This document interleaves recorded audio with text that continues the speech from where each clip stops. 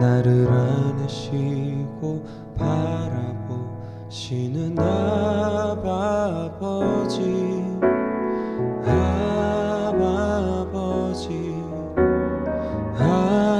아버지, 나를 도우시고 힘주시는 아버지,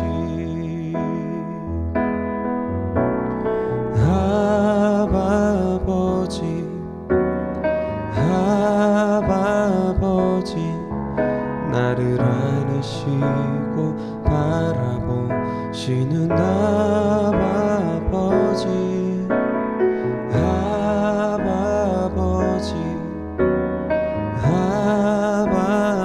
아버지, 나를 도우시고 힘주시는 아버지,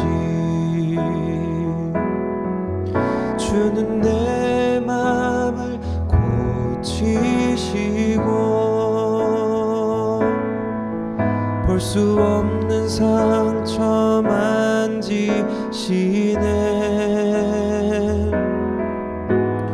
나를 아시고 나를 이해하시네. 내 영혼 새롭게 세우시네.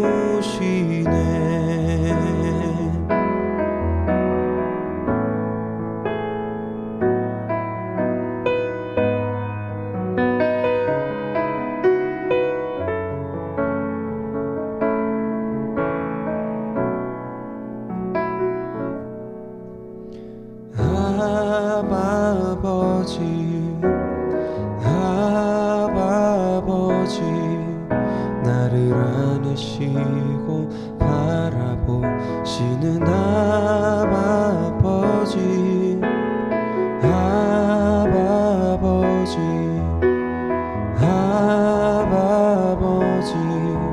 나를 도우시고 힘주시는 아버지, 주는 내 맘을 고치시고 볼 수 없는 상처 만지시네. 나를 아시고 나를 이해하시네. 내 영혼 새롭게 세우시네.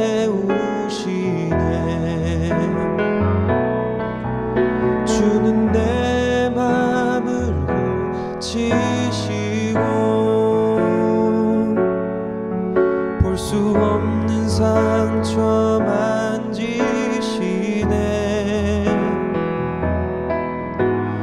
나를 아시고 나를 이해하시네. 내 영혼 새롭게 세우시네. 나를 아시고 나를 이해하시네. 내 영혼 새롭게 세우시네.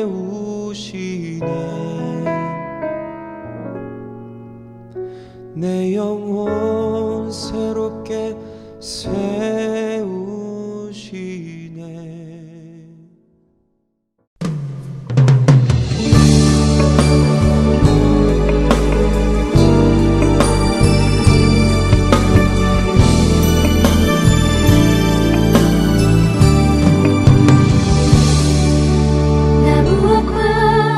주님을 바꾸지 않으리. 다른 어떤 은혜 구하지 않으리. 오직 주님만이 내 삶의 도움이시니 주의 얼굴 보기 원합니다.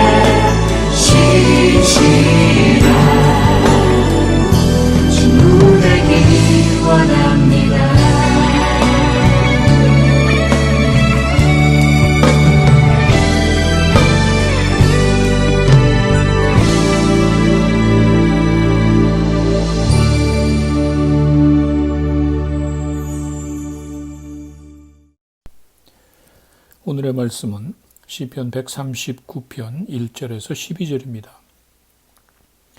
여호와여, 주께서 나를 살펴보셨으므로 나를 아시나이다.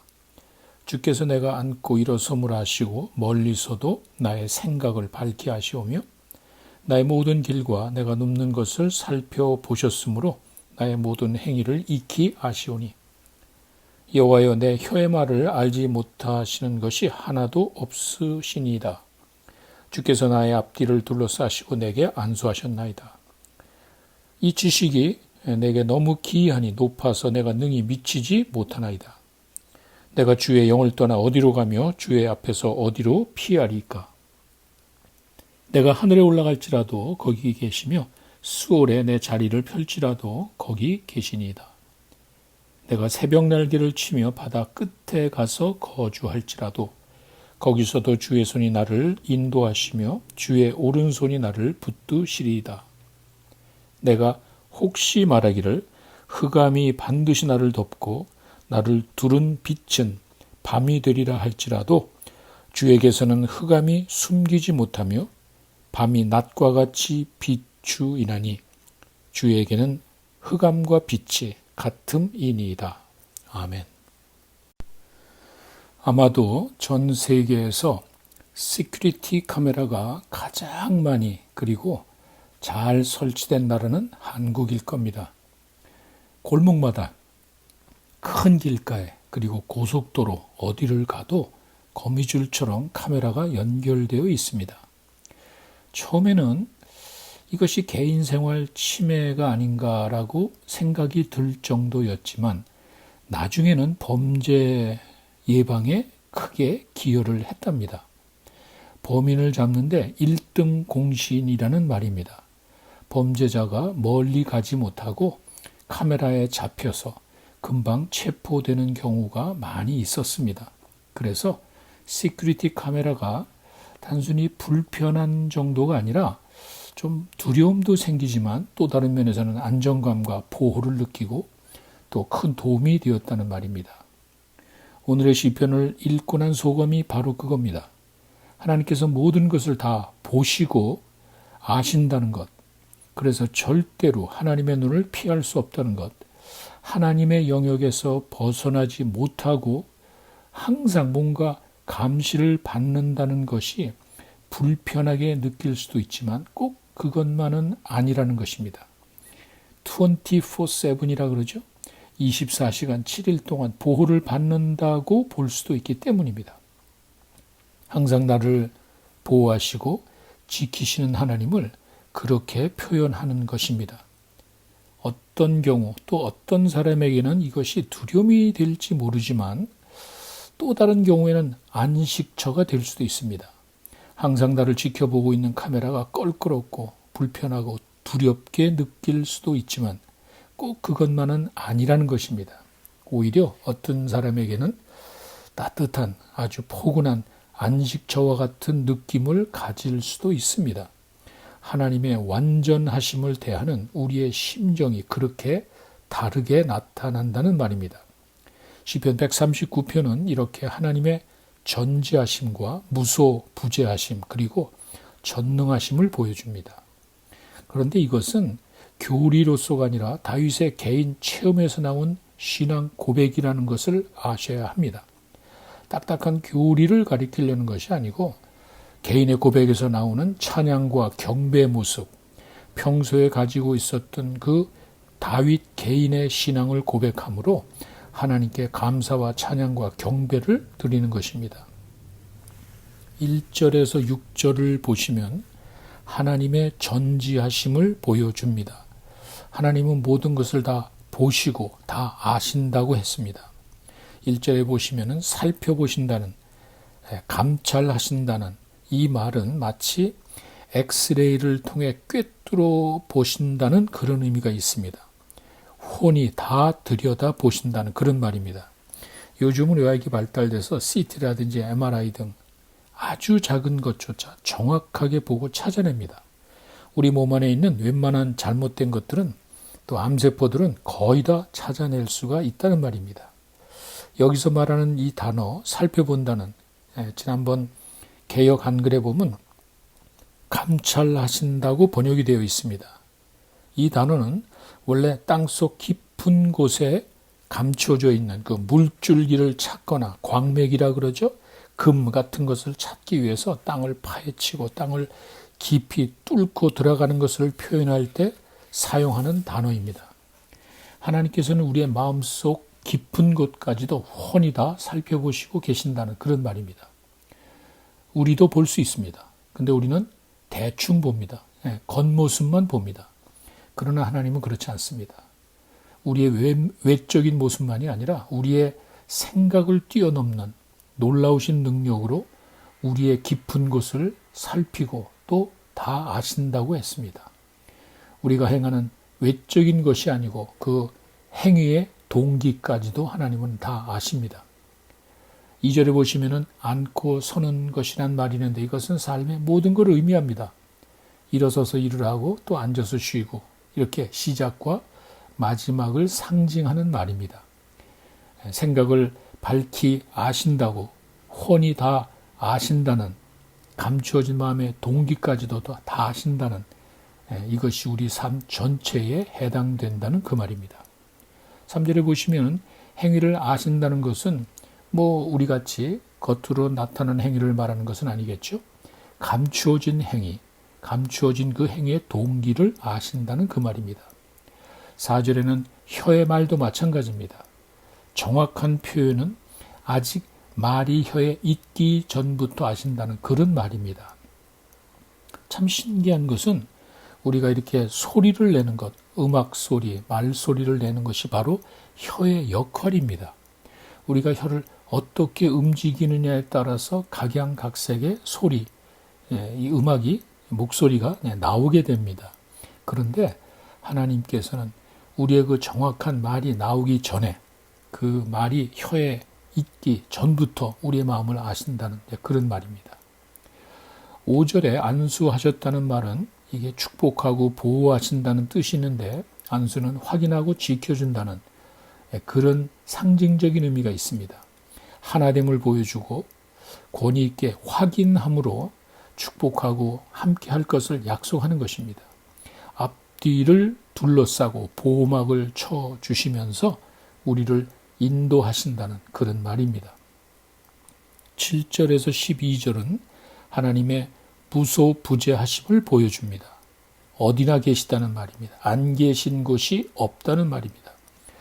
이것은 요나의 이야기를 연상시킵니다. 실제로 요나는 하나님의 영역에서 벗어나고자 했습니다.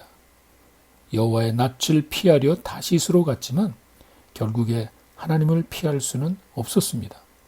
이 세상 그 어느 곳도 하나님의 시선에서 벗어날 수 없음을 말해줍니다.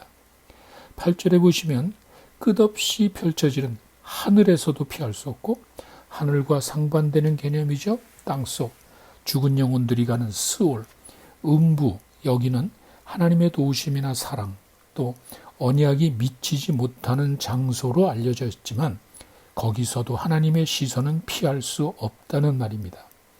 이 땅에서의 영역만이 아니고 이 땅을 벗어난 영역도 하나님이 주관하신다는 말입니다.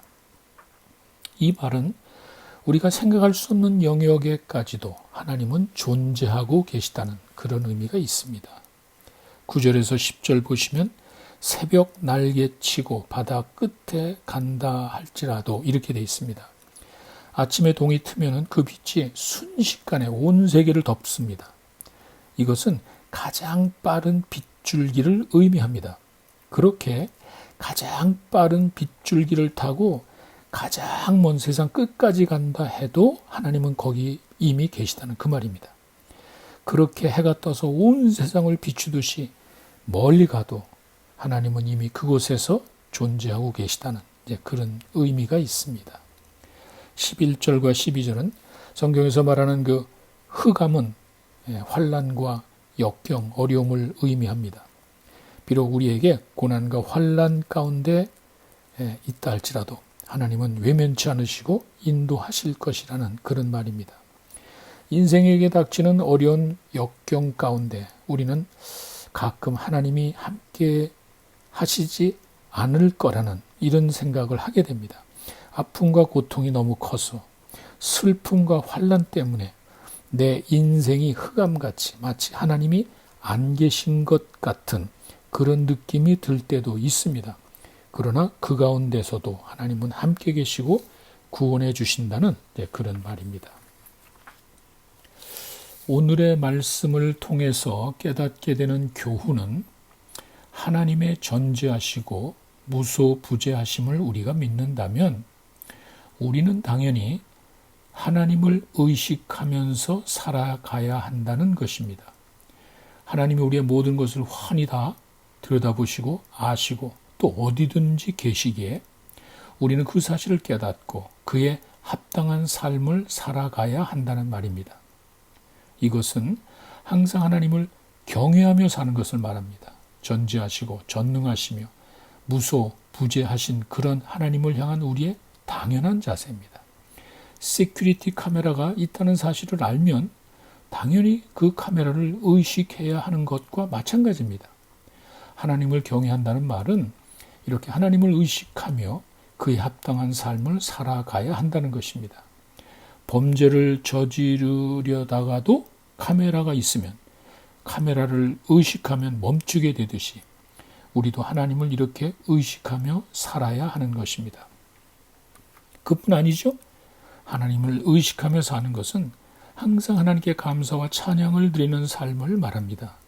우리를 눈동자와 같이 보호하시는 하나님, 우리의 모든 것을 아시고 그 필요를 채우시는 전능하시고 사랑이 많으신 그 하나님을 향한 우리의 당연한 자세를 말합니다. 우리는 이렇게 항상 보호받고 인도함을 받고 있기 때문에 두려움 없이 담대하게 살아갈 수 있다는 말입니다.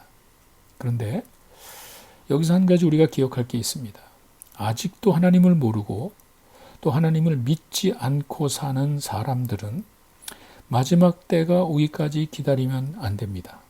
하루속히 빨리 하나님 앞에 나와야 합니다. 우리 모두는 마지막 심판 때에 우리의 모든 것을 아시는 하나님 앞에 서게 됩니다. 그때 우리의 모든 죄는 다 드러나게 되어 있습니다. 우리가 생각지도 못한 마음의 동기, 잘못된 생각까지 다 드러납니다. 그리고 그에 따른 심판을 받게 될 것입니다. 그런데 예수님께서는 우리의 모든 죄를 위해 대신 죽으셨습니다. 우리의 죄 문제를 다 해결해 주셨습니다. 십자가에서 엄청난 고통 가운데 다 이루셨다고 하셨습니다. 지금이라도 자신의 죄를 고백하고 그 죄를 위해 십자가에서 죽으신 예수님을 믿으면 여러분들은 하나님의 자녀가 되고 모든 죄 용서함을 받고 영생을 얻게 되는 것입니다.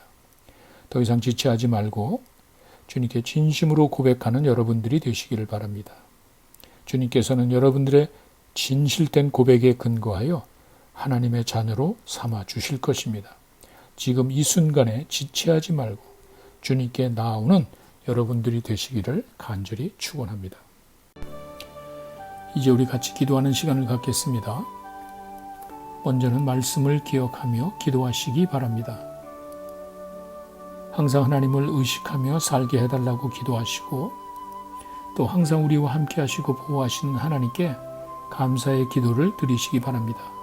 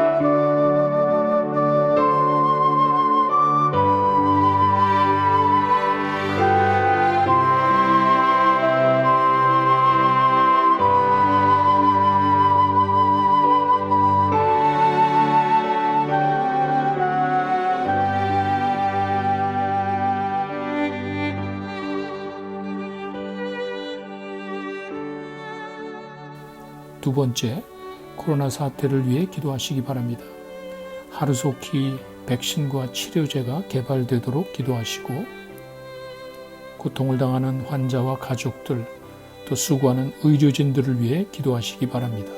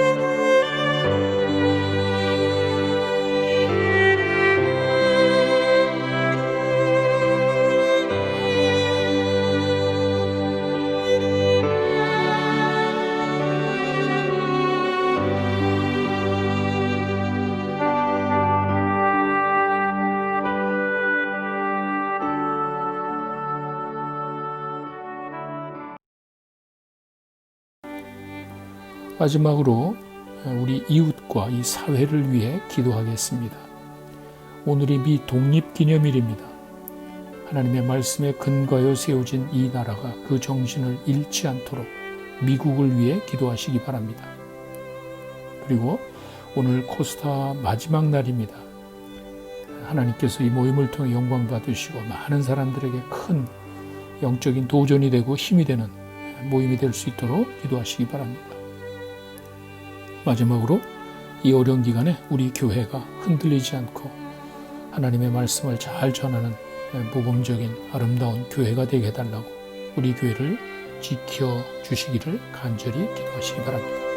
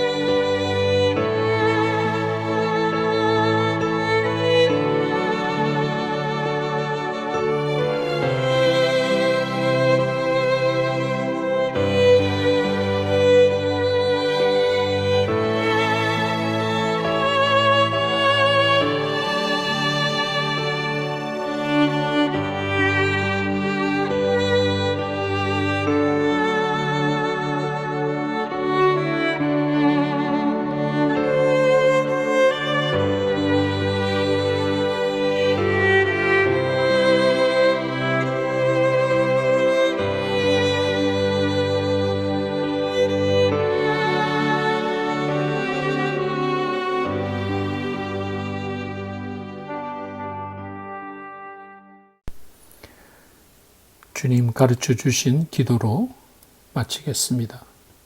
하늘에 계신 우리 아버지, 이름이 거룩히 여김을 받으시오며 나라 임하옵시며 뜻이 하늘에서 이루어진 것 같이 땅에서도 이루어지이다.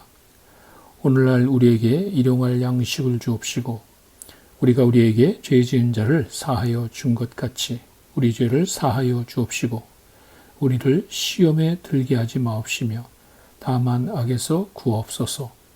나라와 권세와 영광이 아버지께 영원히 있사옵나이다. 아멘.